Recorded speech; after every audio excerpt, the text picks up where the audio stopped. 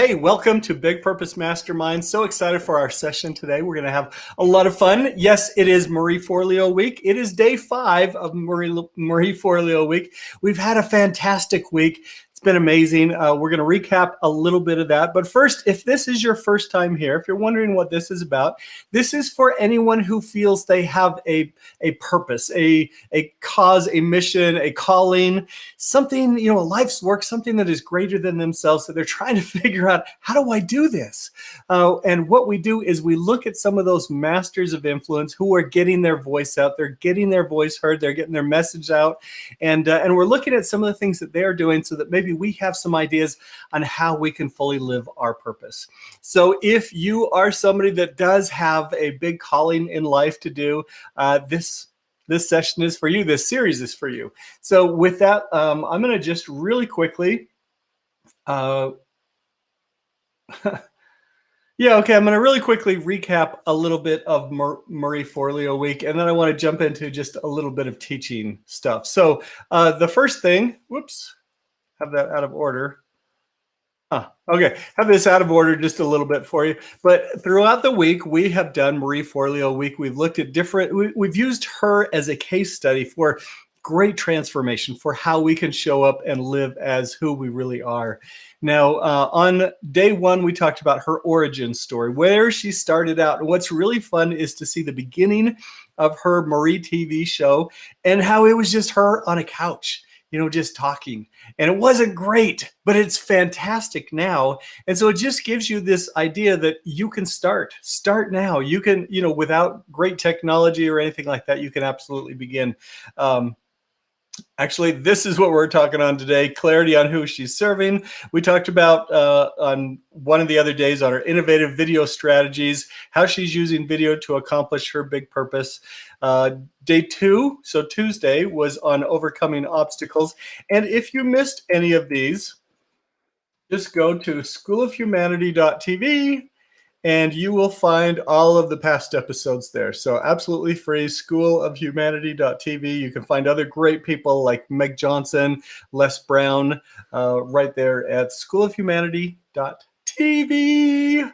Okay, so with that, I want to just jump into a little bit of sharing stuff. So just a couple of nights ago, I was with a friend of mine, and he was going to hear, oh, wow, I just blanked on his name. Ken Burns. He was going to hear Ken Burns speak, and Ken is a phenomenal filmmaker, documentary filmmaker. He's just done some amazing PBS series, if you say it that way. And I've heard him speak before. And as I've been thinking about that for the last couple of days, I remember hearing Ken Burns speak once, and he shared, he was just getting ready to release The War, which was about World War II. And in it, he had Norah Jones do this song that he had heard on the radio.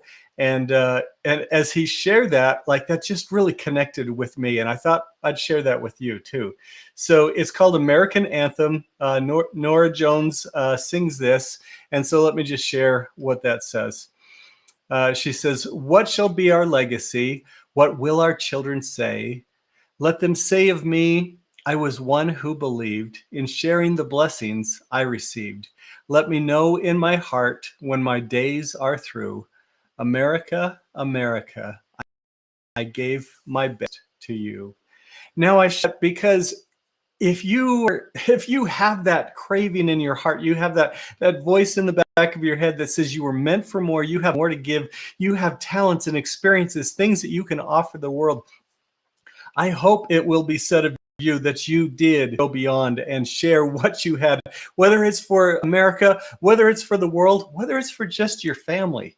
You have great things to do. You have a big purpose, as I like to say. So with that, actually, let me share my screen one more time, because I have another quote. This one is from Albert Einstein. He said, "Only a life lived for others is a life worthwhile." Isn't that great? Okay, you have great things to offer, great things to bring to the world, and I hope that you do. So with that, let me jump into a little bit more of Marie TV Week. So one of the things that she has done on her Marie TV is that she would bring in experts. At first, she started out, she was just, sharing the things that she knew. And then she realized there are experts in every field. And if I bring them in, I kind of work, this is her, I kind of work as the reporter and then can present that to other people. I'm actually doing some of that right now. I'm bringing in Marie so that you can learn and experience from her and how she's done this. But anyway, it's a great idea for you if you are feeling like, man, I'm not an expert or total expert or something in certain ways. Pulling other people in is a fantastic way to do that. So one of the people that she brought in is Seth Goden. Seth Goden, I think is how you say it. I love him. He's really pithy. He's a smart guy. He's a thinker. He's done some phenomenal things. And so in the development of her Marie TV, again, what you're looking at here has been refined through the years, and her production value is better, the audio is better, the light's better. She's got a set, really kind of fun. Again, start with what you have, but start.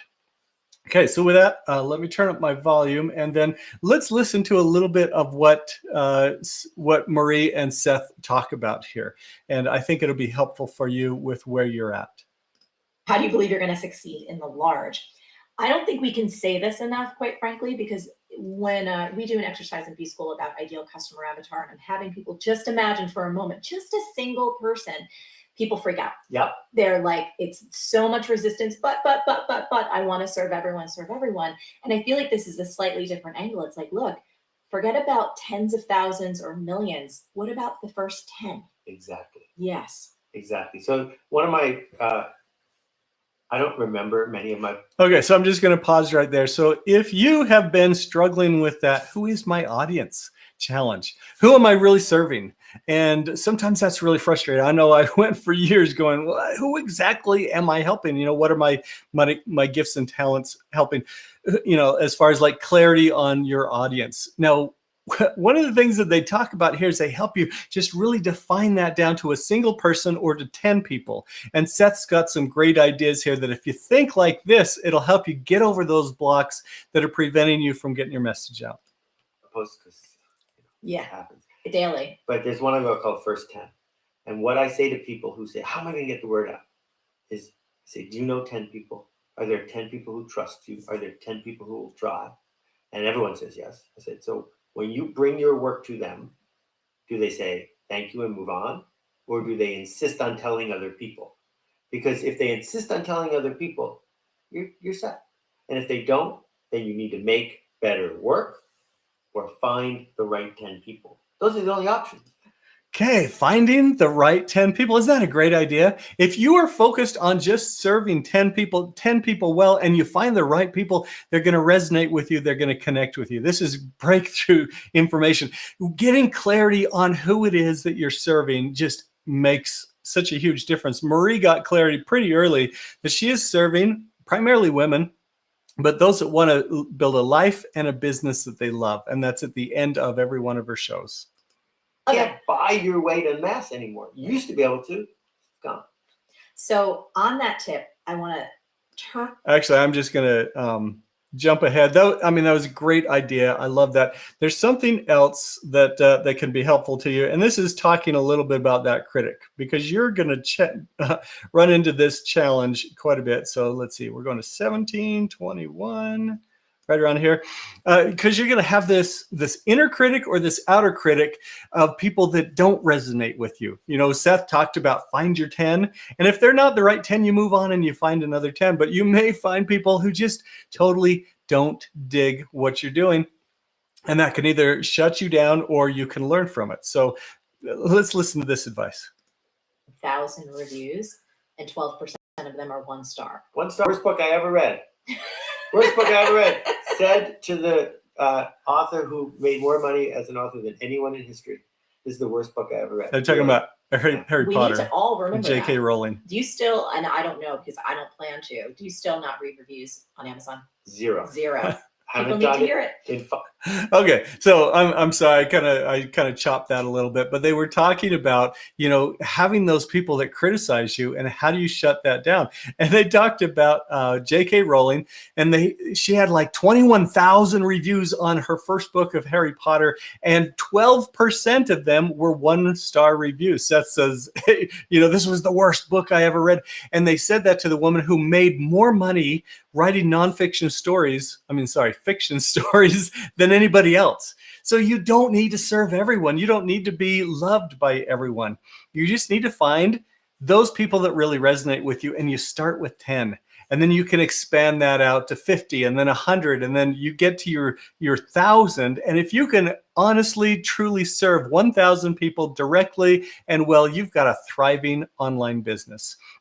And you can truly make that difference. So with that, anyway, don't you love what Marie's done here? Look at how she's built this set.